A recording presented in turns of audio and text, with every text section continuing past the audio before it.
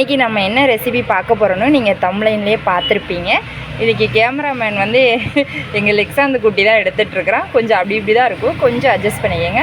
First எண்ணெய் ஊற்றி அப்புறம் கடுகு போட்டுறணும். அதுக்கப்புறம் பார்த்திங்கன்னா பட்டை சோம்பு இதெல்லாம் போட்டுறணும்.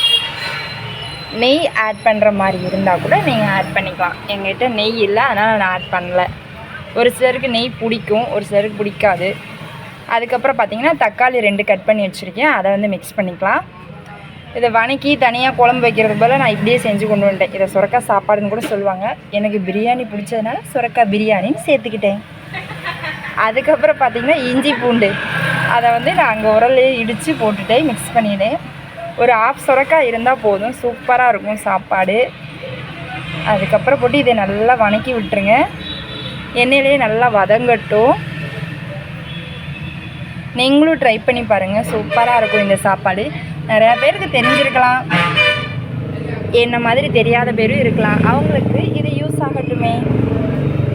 அதுக்கப்புறம் வந்து மசாலா பொடி அம்மா தான் போடுறாங்க. பிரியாணி மசாலா சேர்த்துருக்குறோம், இது கொஞ்சமாக கூட சேர்த்துக்குங்க. அதுக்கப்புறம் வந்து நம்ம வீட்டில் யூஸ் பண்ணுற மிளகா பொடி கூட நம்ம கொஞ்சம் சேர்த்துக்கலாம். அப்புறம் வந்து தேவையான அளவு உப்பு போட்டுக்கணும். நிறைய பேர் சாப்பாடுக்கு உப்பு போட மாட்டாங்க. அந்த ஒயிட் ரைஸ் வைக்கல நாங்கள் எப்போவுமே சாப்பாட்டுக்கு உப்பு போடுவோம், அதனால் அந்தளவு எனக்கு கரெக்டாக தெரியும். நீங்கள் அதை பார்த்து கரெக்டாக போட்டுக்கோங்க.